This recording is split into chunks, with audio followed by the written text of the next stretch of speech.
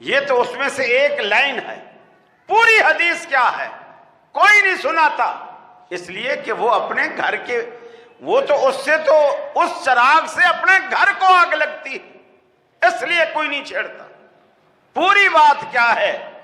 اسی بخاری شریف کی جو پوری روایت ہے وہ یہ ہے، حضرت فاطمہ رسول اللہ صلی اللہ علیہ وسلم کے پاس افسردہ، پریشان، گویا رونے جیسی حالت میں اللہ کے رسول کے پاس آئیں اور آ کر کے کہا کہ اللہ کے رسول، آپ کا بھتیجا یعنی حضرت علی رضی اللہ تعالی عنہ، پورے مدینے میں یہ بات پھیلی ہوئی ہے کہ وہ ابو جہل کی بیٹی کے ساتھ شادی کرنا چاہتے ہیں۔ یعنی حضرت علی رضی اللہ تعالیٰ عنہ جو حضرت فاطمہ کے شوہر ہیں، حضرت فاطمہ رسول اللہ سے شکایت کر رہی ہے اپنے شوہر کے بارے میں کہ حضرت علی یعنی آپ کے بھتیجے، آپ کے داماد ابو جہل کی بیٹی سے شادی کرنا چاہتے ہیں۔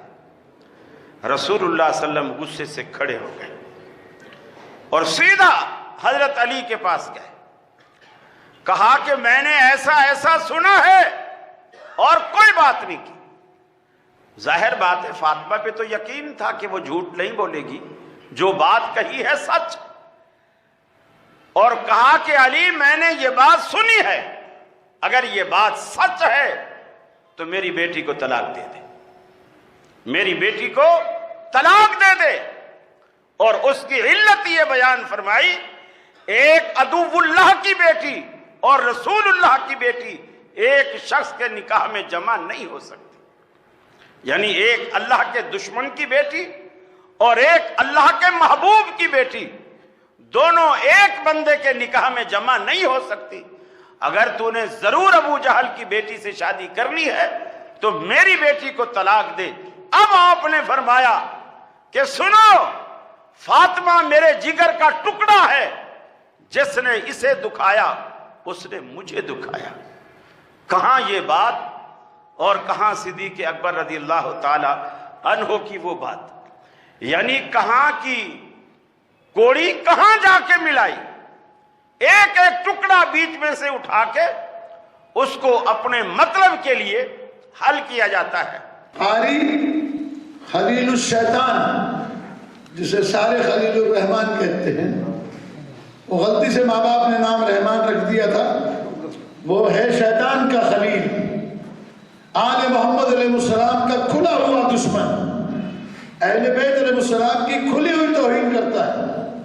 بہت ساری باتیں اس نے کہی ہیں، لیکن ابھی فوری طور کے اوپر جو بات اس نے کہی، اور اس نے کہی کہ جو صحیح بخاری کے اندر روایت آئی ہے، فاطمہ تو بضعۃ منی ومن ابغضها فقد ابغضنی ومن اسرها فقد اسرنی۔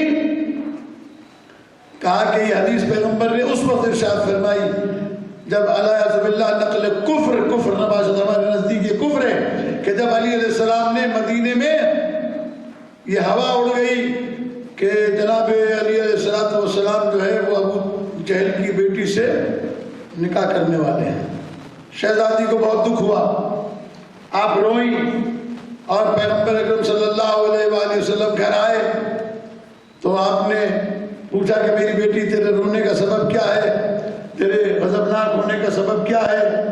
تو پیغمبر اکرم سے فرمایا شہزادی نے کہ میں نے سنا ہے کہ علی جو ہیں وہ جو آپ کے بھتیجے ہیں۔ اب پہلی بات تو مجھے یہ بتانا ہے کہ اس اندھے انسان کو ابھی تک یہ بھی پتہ نہیں ہے کہ علی علیہ السلام پیغمبر کے بھتیجے نہیں ہیں، چچا زاد ہیں۔ اس نے 2-3 بار کہا، چونکہ ان کے ہاں دشمنی آل محمد کی ان کے اندر کوٹ کوٹ کر بھری ہوئی ہے، اس لیے انہیں رشتوں کا بھی پتہ نہیں ہے۔ پیغمبر اکرم صلی اللہ علیہ وآلہ وسلم اور حضرت علی علیہ السلام کے درمیان کیا رشتہ ہے؟ چچا زاد کا، سوٹ، ایک دوسرے کے کزن ہیں، تائزاد چچا زاد بھائی ہیں۔ جناب ابو طالب علیہ السلام اور جناب عبداللہ دونوں بھائی ہیں۔ پیغمبر جناب عبداللہ کے بیٹے ہیں علیہ السلام کے، اور جناب ابو طالب کے بیٹے علی علیہ السلام ہیں۔ تو پہلی بات تو یہ کہ اسے تمیز ہی نہیں ہے، جسے رشتے کا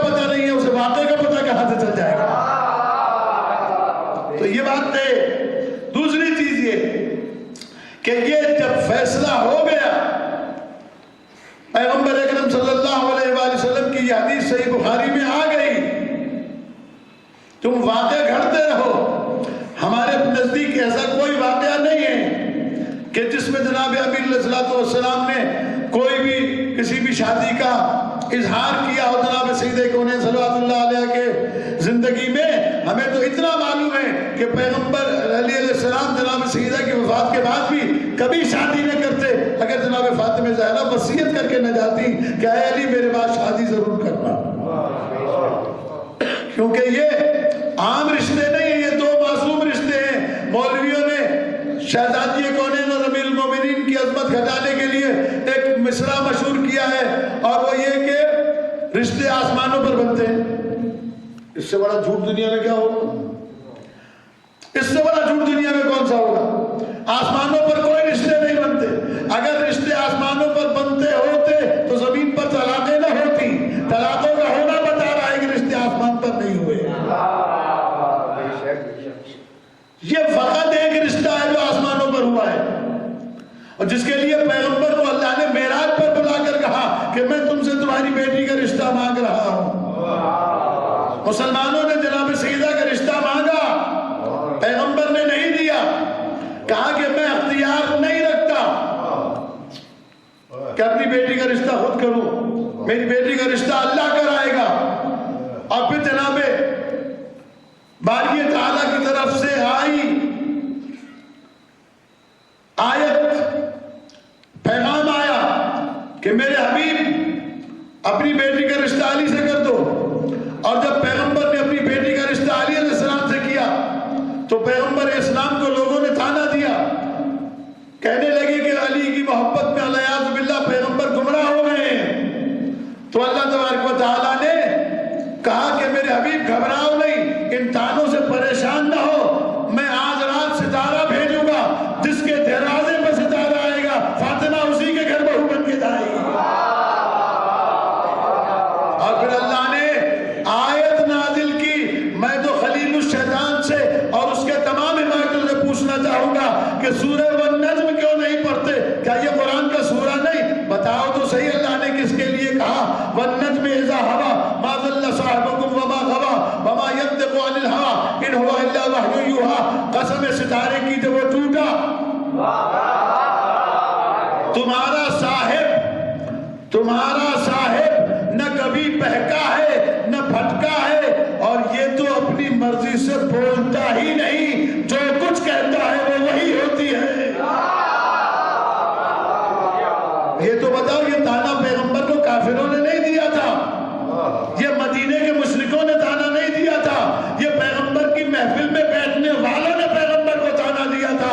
ان کے نام بتاؤ کنہوں نے پیغمبر کو گمراہ کہا تھا، ان کے نام کیوں نہیں لیتے؟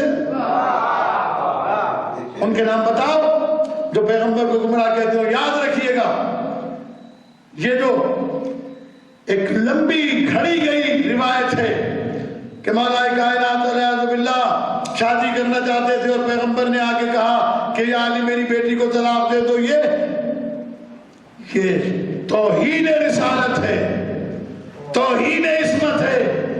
وہ بی بی، وہ علی کہ جن کے لیے اللہ نے آیے تطہیر نازل کر کے جن کی عصمت اور صداقت کی گواہی لی ہو، ان پر اتنا بڑا تہمت، اتنا بڑا الزام۔ یہ بنی امیہ کے کارندے ہیں، یہ بنی امیہ کے نمائندے ہیں، یہ ابو سفیان کی امت ہے، یہ پیغمبر اسلام کی امت نہیں چاہیے۔ ایسا کوئی مسئلہ نہیں۔